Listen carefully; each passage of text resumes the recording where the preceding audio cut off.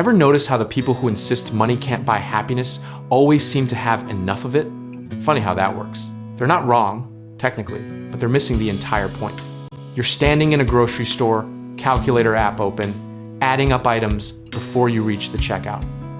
Every purchase is a negotiation with your bank account. That's not a quest for happiness, that's survival math.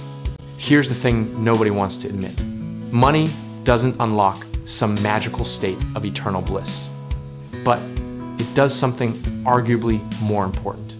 It removes the constant grinding anxiety that follows you from the moment you wake up until you finally fall asleep.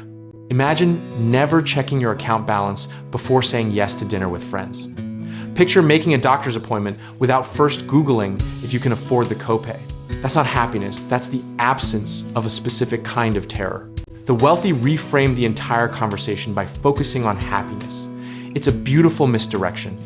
While everyone debates whether their yacht brings them joy, they've completely sidestepped the real issue. Security means your car breaking down is an inconvenience, not a catastrophe that cascades into losing your job. It means choosing careers based on passion instead of which one offers health insurance. That fundamental shift rewrites your entire existence. Studies back this up, by the way.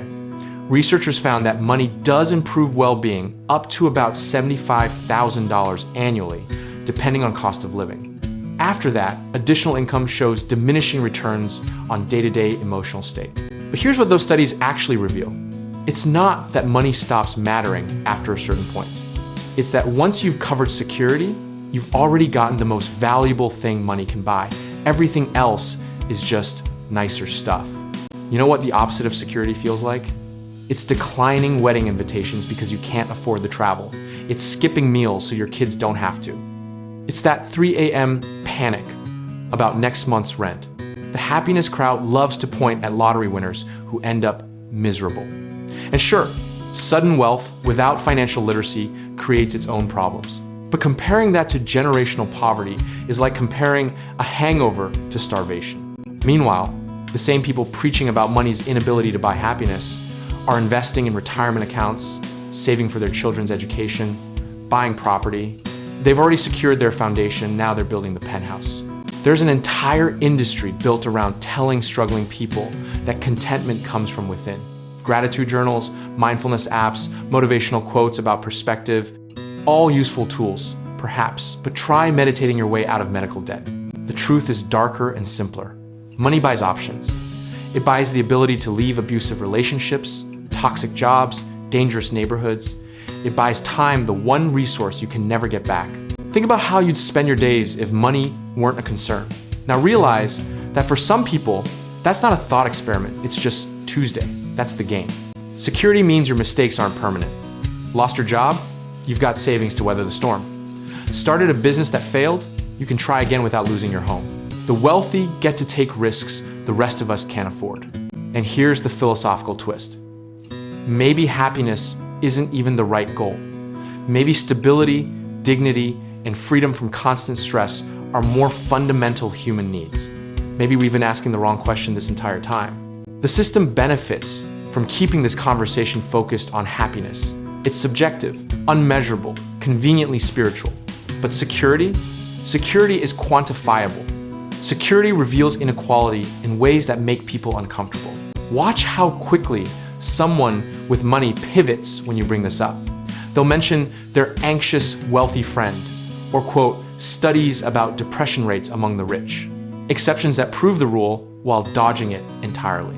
Of course, money creates new problems, managing wealth, navigating complex investments, dealing with family expectations. But comparing those challenges to which bill do I pay this month is almost insulting. It's choosing between headaches when others are choosing between medicines. You want to know the real kicker? The absence of financial security literally changes your brain. Chronic stress from poverty affects decision-making, memory, and cognitive function. It's not a level playing field. It's a rigged game where the stakes are your mental capacity.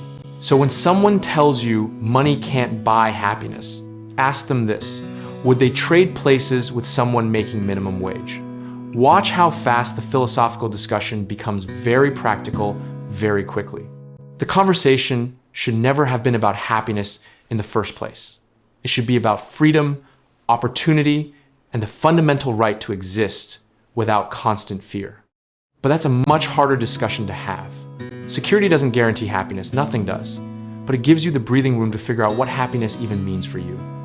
And that privilege, that simple space to think beyond survival, that changes absolutely everything. Here's what persists. The same people who claim money isn't everything keep accumulating it. They secure their families for generations while selling everyone else a dream of contentment through simplicity. The irony would be hilarious if it weren't so deliberate. That's the real story behind the platitudes. Money might not buy happiness, but it buys every single thing that makes happiness possible.